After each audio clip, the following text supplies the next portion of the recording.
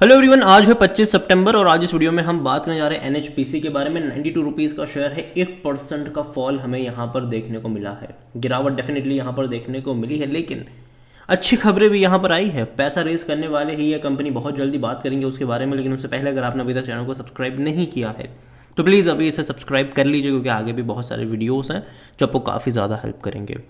तो एनएचपीसी का share 92 rupees का है। 1% का फॉल आज यहाँ पर ज़रूर आया है। एक महीने में अगर आप देखोगे तो 4% का फॉल है और लगातार ये 99 रुपीज़ के लेवल से गिरा है। बीच में अगर एक दिन की तेज़ी अगर दिखाई भी है तो उसके बाद 3 दिन वापस गिरावट आई है, फिर एक दिन की तेज़ी आई है तो वापस लगातार 3 दिन ये गिरा भी है। तो देखा जाए तो एक दो दिन की तेज़ी पर भरोसा नहीं करा जा सकता है यहाँ पर। और पिछले एक साल में अगर आप देखो तो हालांकि बेहतरीन तेज़ी भी है। हालांकि पैसा डबल तो बहुत कम टाइम में कर दिया था इसने। 50 से 100 रुपये का लेवल बहुत जल्दी दिखा दिया था, लेकिन फरवरी से लेकर अब तक अगर हम देखें तो एक मेजर फॉल बीच में आया था 78 पे गया, बाद में बड़ी रफ्तार है 115 पे गया। लेकिन उसके बाद अगर हम जुलाई मिड से देखें तो लगातार ये डाउनवर्ड जा रहा है और कहीं पर भी ये रुक नहीं रहा है। एक इनिशियल सपोर्ट यहाँ पर 90 रुपये के आसपास ज़रूर देखने को मिला है। स्ट्रॉन्ग सपोर्ट 80 रुपये के आसपास यहाँ पर देखने को मिलने वाला है। और देखिए, कंपनी खराब नहीं है, मैं अगेन कह दूँ।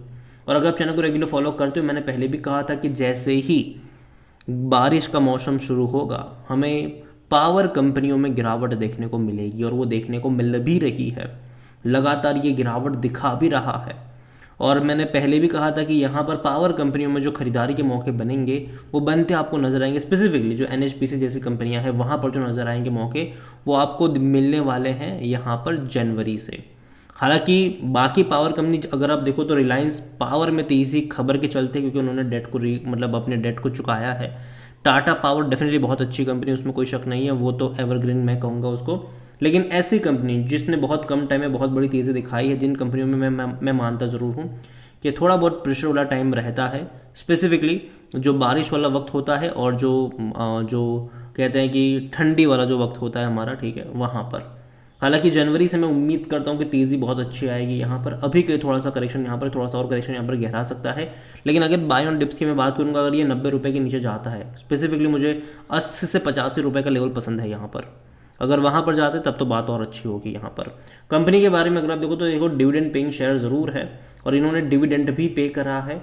तकरीबन 340 करोड़ के आसपास का फाइनल डिविडेंड यहाँ पर एनएचपीसी ने पे करा है गवर्नमेंट को, क्योंकि देखो सरकारी कंपनी है और डिविडेंड का एक बहुत बड़ा हिस्सा सरकार की तिजोरी में भी जाता है। यहाँ पर जो इंटरम डिविडेंड इन्होंने पे करा था, आप देखिए यहाँ पर तकरीबन 950 करोड़ के आसपास का था यहाँ पर, ठीक है। और टोटल डिविडेंड यहाँ पर हो गया 1285 करोड़ के आसपास का हुआ एंटायर फाइनेंशियल ईयर अगर आप देखो तो। काफ़ी बड़ा डिविडेंड पे आउट यहाँ पर ज़रूर देखने को मिला है, और जिसके पास शेयर थे उनको भी अच्छा खासा डिविडेंड यहाँ पर ज़रूर मिलता हुआ नजर आया है। कंपनी ने अभी हाल फिलहाल में अगर आप देखो तो बीच में 50 पैसा पर शेयर का डिविडेंड पे मतलब अनाउंस करा था। उससे पहले 1 रुपये 40 पैसे का, कुल मिलाकर तकरीबन इस साल इन्होंने 1 रुपये 90 पैसे के आसपास का डिविडेंड पे आउट ज़रूर किया है। साथ ही साथ जो पैसा रेज करने को लेकर अगर आप देखोगे तो पैसा भी यहाँ पर रेज होने वाला है। 2300 करोड़ रुपए रेज होने वाले हैं। एक्सपांशन के लिए उसका इस्तेमाल करा जाएगा। देखिए, कंपनी जो है वो पैसा रेज करने वाली 2300 करोड़ रुपए, और पहले इनका टारगेट तकरीबन 2000 करोड़ रुपए रेज करने का था, अब उसको बढ़ाकर 2300 रुपए कर दिया गया है। और NHPC plan to raise the amount by securing the return on equity of its Dulhasti power station in Jammu and Kashmir for 8 years, said 2 people जो अभी इस चीज़ के बारे में जानते हैं, उनका यहाँ पर ये कहना है। और पैसा रेस कर उसका जो इस्तेमाल डेफिनेटली यहाँ पर एक्सपांशन के लिए ही होने वाला है। और देखते हैं कि किस तरीके से करेंगे ये पैसा रेस, ठीक है। और एनएचपीसी ने बिड्स भी मंगवाई है from banks and non financial companies for securitisation of the plan and financial institution offering the lowest discounting rate on the highest amount of the security will be selected. तो देखते हैं कि चीज़ें कैसे पेन आउट होती है। लेकिन again मैं कहूँगा कि पैसा रेस कैसे करेंगे वो अभी तक पता नहीं है।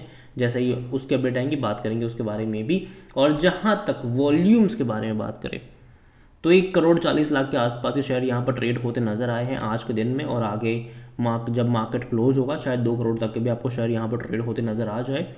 ऑल टाइम हाई 118 रुपये के आसपास का मतलब यहाँ पर रहा, और मार्केट कैप इसका तकरीबन 93,000 करोड़ के आसपास देखने को मिल रहा है।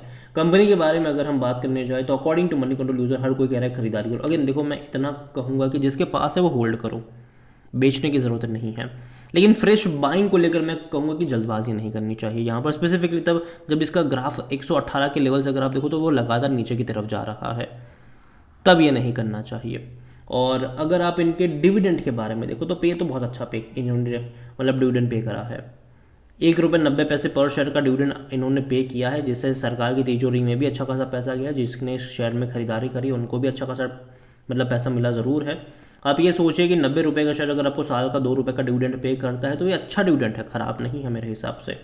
और कंपनी अगर आप देखोगे तो इनके रेवेन्यू में कोई इतना बड़ा ग्रोथ नहीं है, लेकिन जिस तरीके से कंपनी एक्सपांशन की तरफ जा रही है, मैं उम्मीद करता हूँ जिस तरीके से डिमांड बढ़ रही पावर की, चीज़ें बेहतर यहाँ पर हो सकती है।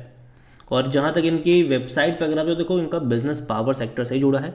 इनकी ज़्यादातर जो कैपेसिटीज़ है वो हाइड्रो में है, हाइड्रो पावर में है। 7,000 मेगावाट से भी ज़्यादा की कैपेसिटीज़ है, जिसको इनका प्लान है 9,000 तक लेकर जाना। और इसके अलावा कंपनी सोलार और विंड में भी बड़े प्रोजेक्ट इन्होंने अनाउंस करे हैं और कमीशन भी हो रहे हैं।